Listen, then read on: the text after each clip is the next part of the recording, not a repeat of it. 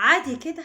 عادي كده كلبة تكون والدة، نقوم جايبين الكلبة الوالدة دي وجايبين عيالها ومسرسبين واحد ورا التاني عشان نذبحه ونأكله للبشر؟ لا لا لا لا لا. ما افتكرش ان في حد ممكن يعمل كده. ما افتكرش ان في واحدة ممكن تحط لحماتها بدل اللحمة العجالي اللي احنا عارفينها لحم كلاب. لحم كلاب.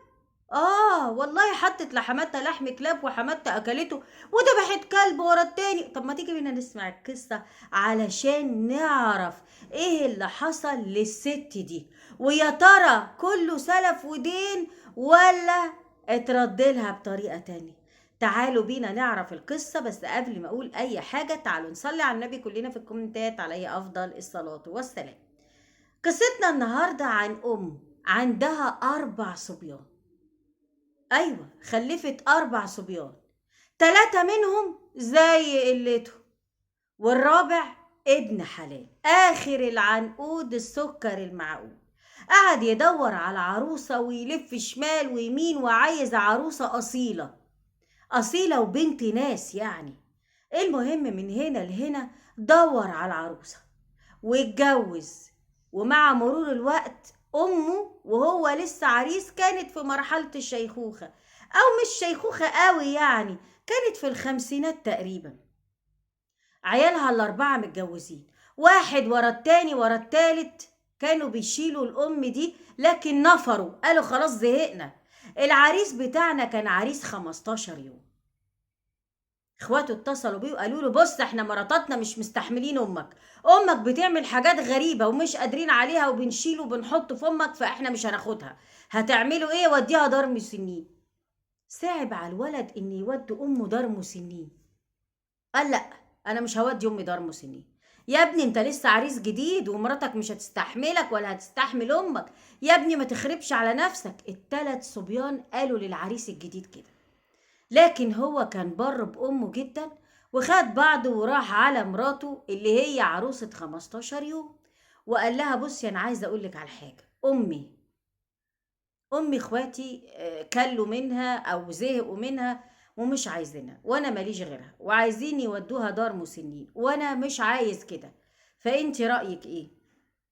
سكتت شوية وقالت له اكيد هوافق، دي امك حته منك وانت صايني وحبيبي وعادي. قال لها يعني كمنك لسه عروسه وكده؟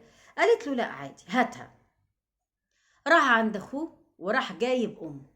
اول يوم جاب امه فيه اللي هم امه القعيده اللي عندها 50 55 سنه وما بتتحركش، رحبت بيها العروسة الجديدة ودخلتها غرفة الأطفال وقعدت معاها وهي رايقة جدا وقالت لها عينيا هجيب لك الأكل، ورحبت بيها جدا.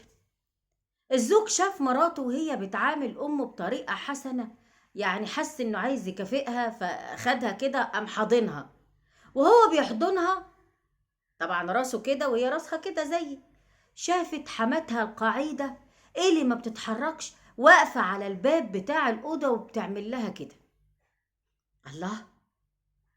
فجوزها بيقول لها مالك انت جسمك تلج مرة واحدة ليه؟ قالت له ما فيش. قال لها لا في ايه؟ قالت له بص وراه.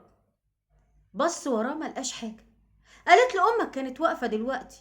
قال لها لا لا لا انا امي ما بتتحركش، ده تلاقي وهم يعني. المهم هي قالت يمكن وهم. تدخل الأوضة على حماتها وتديها الأكل، وأول ما تحط لها الأكل يا دوبك تروح وترجع تبص تلاقي الطبق مليان كلاب صغيرة. والمصيبة إن حماتها بتاكل في الكلاب الصغيرة. البت صعقت وأغمى عليها. الله. لما فاقت بعد الإغماء وهي بتشوف حماتها بتاكل كلاب صغيرة، فجوزها جه فوقها مالك فيكي ايه؟ قالت له انا شفت حاجة غريبة جدا وانا عارفة انك مش هتصدقني. قال لها لا هصدقك قولي. قالت له عملت لامك طبق لحمه وخضار ورز، وبصيت في طبق اللحمه لقيت فيه كلاب صغيره. قال لها طيب تمام. قالت له ده ايه انا اتجننت ولا ايه؟ قال لها لا لا لا لا انا يعني اخواتي كانوا بيقولوا لي ان امي بتعمل حاجات غريبه كده يعني عليها عفريت وكده وبتاع، فمعلش استحملي. سكتت. تاني مره قالت لها حماتها تعالي وديني الحمام. قالت لها ماشي. سندت حماتها الست القاعدة اللي ما بتتحركش ودخلتها الحمام، والمفروض ان بعد شوية بعد ما تخلص هتنادي عليها علشان توديها على سريرها. قالت فرصة وحماتي في الحمام اخش جوه اوضب السرير واروق لها الأوضة عشان تيجي واغير الملاية تلاقيها نظيفة وزي الفل. البنت بصراحة كانت بره جدا بحماتها. دخلت الأوضة لقت حماتها على السرير. قالت الله، هو ايه ده؟ ازاي دي هي في الحمام؟ ازاي على السرير؟ جريت على الحمام لقت حماتها قاعدة برضو على الحمام. جريت على الأوضة لقت مفيش حاجة. اتصلت بجوزها وقالت له لا كده مش هينفع، أنا بتجنن. قال لها طيب معلش حطي بس أكل وشرب لأمي وغذيها كويس وأنا هجيلك. شالت حماتها اللي من الحمام وديتها على السرير وحطت لها أكل، وبرضو كل ما تحط لها لحمة أو فراخ تلاقيها كلاب صغيرة. كلاب صغيرة قاعدة حماتها بتاكل فيها. طب حماتي مش شايفة الكلاب؟ فالبت برضو حصل لها حالة الإغماء. لكن من هنا بقى والزوج قال لا كده يبقى كلام اخواتي صح، أنا مش هطلع أو مش هرجع البيت ده إلا لو جبت شيخ علشان يشوف أمي.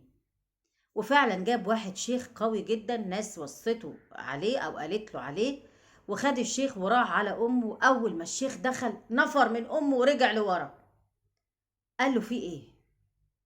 قال له أمك عليها مارد وجن صعب جدا. أمك عليها مارد وحش قوي قوي قوي قوي، لو خرجته منها هتموت ولو سبته فيها هتموت. قال له طب إيه حكاية الكلاب؟ قال له مش عارف. مراتك شافتها كم مرة؟ قال له كل مرة تحط لها أكل تشوف الطبق فيه بدل اللحمة كلاب، وأمي بتاكلها. قال له تمام. قعد يقرا شوية قرآن جامد جدا على الست، قرآن كتير كتير كتير. الست قالت له بص، سواء هموت لو طلع المارد أو هموت لو فضل فيا، أنا عايزة أموت، أنا تعبت، أنا بقالي سنين بموت. فالشيخ قال لها طب أنت عملتي إيه؟ عملتي إيه في حياتك عشان يحصل لك كده؟ قالت له أنا هقول عملت إيه في حياتي بس لمرات ابني بس، سيبوني مع مرات ابني، هحكي لها حاجة وهقول لها عليها وبعد كده أنا همشي من الدنيا. الست زي ما يكون قلبها حاسس إن هي فعلا هتموت، أو إن دي اللحظات الأخيرة اللي هتعترف بيها وتكفر عن سيئاتها لو ربنا قبل منها المغفرة دي يعني أو التوبة دي. المهم دخلت هي ومرات ابنها اللي كانت حنينة عليها جدا جدا جدا. قالت لها بصي، انتي أكرمتيني وحنيتي عليا لأني كنت تعبانة، أنا ما توقعتش إنك هتعملي معايا كده، أنا ما توقعت إن كله هيبقى سلف ودين وزي ما عملت في حماتي هيتعمل فيا. ولادي قرفوا مني ورموني، نسوان ولادي كرهوني ونفروني، انتي اللي تحملتيني. أنا كنت زيك كده وفي نفس سنك، وحماتي كانت تعبانة وقعيدة، وزوجي جابها لي وقال لي شيلي أمي، واداني فلوس وقال لي هاتي فراخ ولحمة وبط وأكلي أمي وشبعيها، ولما تعوزي هديكي تاني. كانت تلاجتي مليانة، كانت تلاجتي فيها كتير قوي من الأكل وكل حاجة، لكن أنا استخسرت في حماتي. كان عندنا في الشارع كلبة والدة 7 كلاب، كل يوم أروح واخدة كلب دبحاه وسلخاه من الكلاب الصغيرة وأقعد أكل حماتي، وحماتي ما حستش. فضلت أكل في حماتي لحم كلاب وأدور في هنا وهنا وهنا وهنا وهنا على كلاب صغيرة أخدها وأذبحها وأكلها لها، وأكل أنا وجوزي وولادي اللحمة العجالي اللي صح، وناكل الفراخ وأنا أحط لها لحمة، وجوزي يقول لي ربنا يكرمك زي ما بتكرمي أمي، وحماتي تقول لي ربنا يرضيكي ويتعمل فيكي اللي بتعمليه فيا. هي كانت نفسها تدعي لي بالخير لاني كنت باكلها لحمه وهي مش حاسه، بس كانت بتدعي لي ربنا يعمل فيها او فيا اللي اتعمل فيها. وماتت حماتي بعد مده قصيره من اكلها لحم الكلاب. ما كنتش اعرف ان روح حماتي هتدب فيا وتنتقم، وكل لقمه باكلها كنت بشوف الكلاب قدامي، بس كنت باكل. لحد ما حصل اللي حصل ده، وخلاص المرض اتمكن مني وانا بقيت مؤذية لكل الناس، وبقيت كل الناس بتخاف مني الا انتي اكرمتيني. انا طالبة السماح من ربنا، تفتكروا هيسامحني؟ وماتت وهي مع مرات ابنها بعد ما اعترفت لها. القصة دي عبرة لكل الناس اللي ما بتراعيش ربنا، لكل الناس اللي ما بتخافش من ربنا، لكل الناس اللي فاكرة نفسها فوق رب العالمين وبتتحايل. لا، كل شيء وليه آخر، وحسبي الله ونعم الوكيل في كل ظالم مفتري. هي دي القصة اللي حكيتها مرات الابن، لعلنا نتعظ، لعلنا يعني نفوق. شكرا لكم وشكرا لحبايبي قصص وحكايات هدى، وانتظروني تاني في قصة جديدة، وان شاء الله يا رب يا رب يا رب ربنا يكرمنا جميعا ويجعلنا من أهل الجنة، ويفك كرب جميع البلاد اللي هي موجودة في أذى وكرب. وعندي حاجة كمان عايزة أقولها، في ناس علقت على بعض حاجات في القصة بتاعتي اللي أنا بنزلها، فيها شوية أغاني فيها ده فيها ده. يا جماعة أنتوا مش هتتحاسبوا مكاني. يعني لما يدخل واحد يقول لي احنا في غزة متبهدلة وانتي عمالة تعملي، انتوا مالكم؟ انتوا مالكم؟ انا اعمل اللي انا عايزة اعمله، مبسوطة اعبر عن انبساطي، حزينة اعبر عن حزني، انتوا مالكم؟ الناس اللي دخلت وحشرت نفسها في القصة بتاعت الفيس وبتتكلم وبتقول وبتعيد، انصحوا نفسكم. انتوا عارفين انا بعمل ايه، انتوا عارفين انا بقدم ايه او تبرعت بايه او عملت ايه. ادام ما انتوش عارفين انا عملت ايه، بقى نقفل بقنا. المفروض الايد اليمين لو ادت الشمال ما تحسش بيها، فقفلوا بقى، قفلوا. مش ما انتوا ما عندكوش كلام تقولوه، او اللي مش عاجبه ما يتفرجش، ما يدخلش. كل واحد حر يعمل اللي هو عايز يعمله يا جماعه، ويعبر براحته.